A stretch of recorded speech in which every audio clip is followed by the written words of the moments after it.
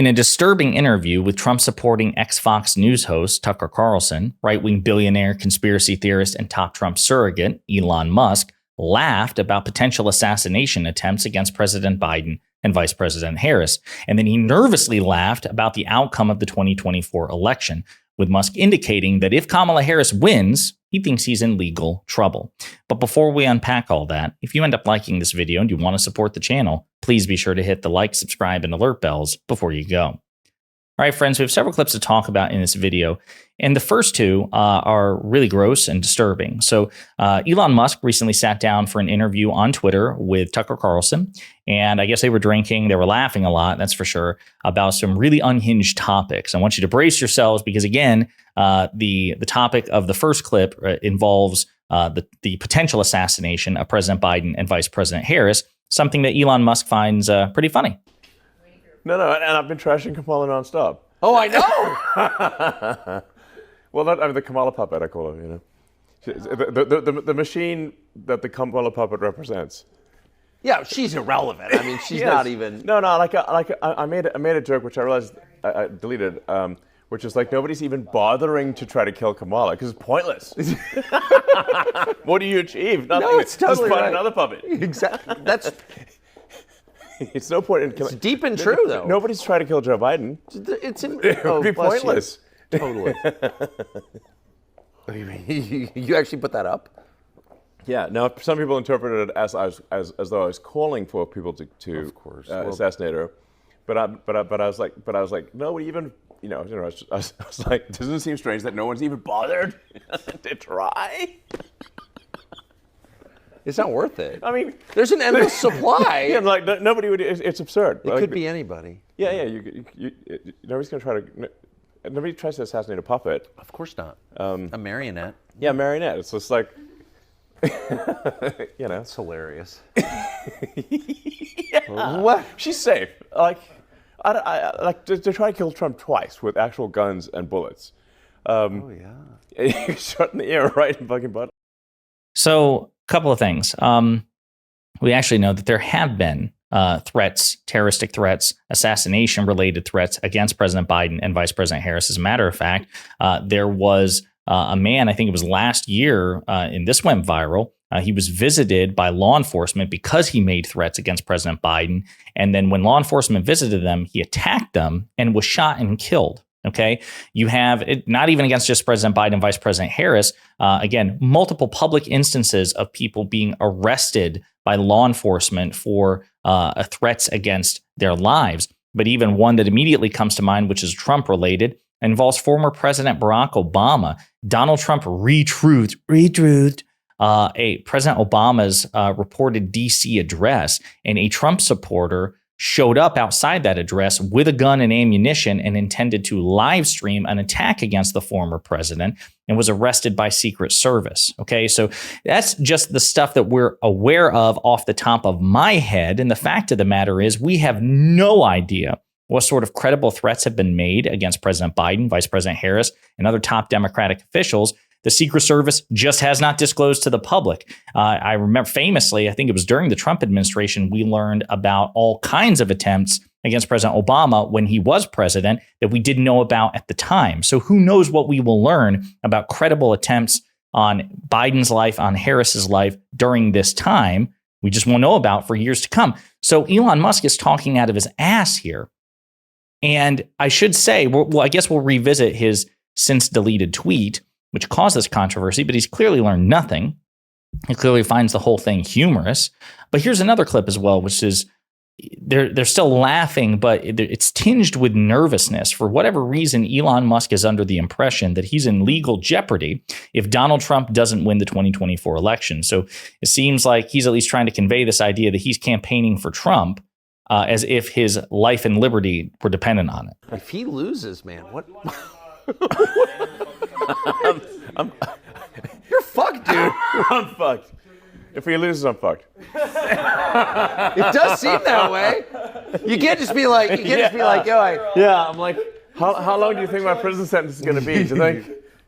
Will I see my children? I don't know. Famously, one of Elon Musk's children is trans, and spoke out against their father, and kind of was a massive revelation about how toxic and terrible Elon Musk is. And reportedly, the fact that one of Elon Musk's children is trans helped contribute to this right-wing bent that Elon Musk is on. I should say that in regards to the tweet that Elon Musk mentioned in the first clip, he was, or rather the tweet itself, was being probed by Secret Service. Axios reported on this back in September. Secret Service probing Musk's post about Biden-Harris assassination attempts. The U.S. Secret Service has launched a probe into a since-deleted post from Elon Musk over the lack of assassination attempts against President Biden and Vice President Harris, Bloomberg News reported Thursday. The agency told Bloomberg it was withholding records related to Musk's post because they could, quote, interfere with enforcement proceedings, end quote, when the news outlet filed a FOIA request, a Freedom of Information Act request for the documents. Quote, the Secret Service is aware of the social media posts made by Elon Musk, and as a matter of practice, we do not comment on matters involving protective intelligence, Secret Service spokesperson Melissa McKenzie said in a statement to Axios. Musk deleted a post shared Sunday questioning why Trump has faced 2 assassination attempts while Biden and Harris have not. Musk initially resisted calls to delete or reword the post before ultimately taking it down Monday. He later said the post was a joke. The White House criticized Musk's post, calling it irresponsible rhetoric, which indeed it was. On the topic of Elon Musk, again, his transformation from, he was the closest thing. A lot of people really glorified this guy. I remember, he showed up in a cameo appearance in Iron Man 2, the weakest of the Iron Man films, incidentally, back in 2010, because he was seen by so many people as the closest analog to a real-life Tony Stark, a real-life Iron Man. And he enjoyed, widespread support from most Americans. And then, of course, the more we learn about his personality and, his terrible, parenting skills, and then, of course, his political takes, particularly over the past 2 or 3 years, his popularity has become much more partisan. Right-wingers love him. Liberals and progressives despise him, and understandably so. He has become, again, an outspoken Trump supporter. He has endorsed Donald Trump for the presidency. He is organizing all kinds of lucrative fundraising for Trump behind the scenes in a super PAC. He has put the super PAC link in his Twitter bio. It's all over the place. He had recently attended Trump's rally in Butler, Pennsylvania, where he acted incredibly embarrassing, jumping around on stage. People photographed the moment of even Trump reacting with just visible disgust at Elon Musk's behavior. You sometimes get the impression that as cringeworthy as Donald Trump can be, he finds people like J.D. Vance and Elon Musk even more ridiculous.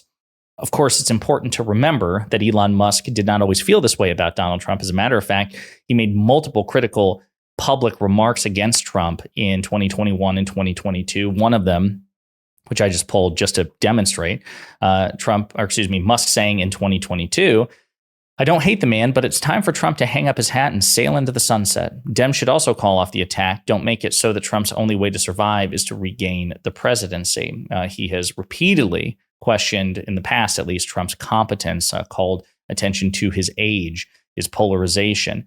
But of course, things change. I will also say for Trump's part, even though he's embracing Musk now, Trump also went on a Musk-hating binge back in 2022, and I think even in 2023. So this is Donald Trump.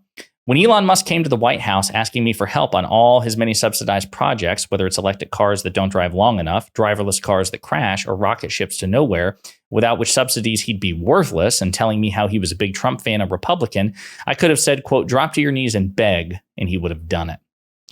So that's what Trump clearly feels about Elon Musk. But the point is this.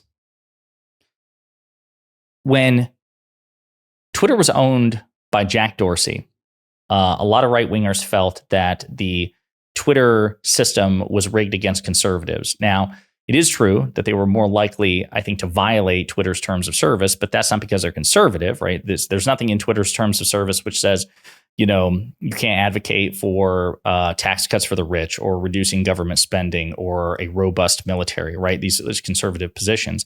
But Twitter had, as a company, terms of service about, hate speech and lies and doxing and threats and all these things, hacked materials. And so it just seemed that conservatives violated that TOS more regularly. That's because those conservatives are terrible people, not because their political beliefs are conservative in nature, right? So Elon Musk said he wanted to take over Twitter, in part because he wanted to make the virtual town square. I should also say that there have been analyses done during Jack Dorsey's ownership of Twitter, and it turned out that the algorithm under Jack Dorsey's Twitter actually boosted conservative tweets, and as a consequence, suppressed liberal tweets. I don't think that was intentional, but that was how the algorithm ultimately worked. Now, since Elon Musk has taken over, Twitter has become a dystopian hellscape by comparison. Reports consistently show it's underwater, that it's actually lost value. It's driven advertisers away, and that's all because of Elon Musk's objectively terrible leadership. But the complaint was that Jack Dorsey was too liberal. Well, Jack Dorsey, as far as I'm aware, never publicly endorsed a presidential candidate. And if he did donate to them, it was behind the scenes. He certainly wasn't organizing a super PAC. Elon Musk has publicly, explicitly endorsed a specific party, a specific presidential candidate, and has made their entire virtual blueprint about that. Seems to be much more biased than what we got under Dorsey. But again, Republicans don't care because that bias is working in their favor. I have no idea what outcome this will have on the election. All I know is there are probably some people out there who recognize the cringe and pathetic nature of Elon Musk and might think to themselves, voting for Kamala Harris might make this guy have a really bad day. It might put a frown on his face. And I would argue, if for nothing else, that would justify your vote for the Democrats. Food for thought. In the meantime, let me know what you think in the comments.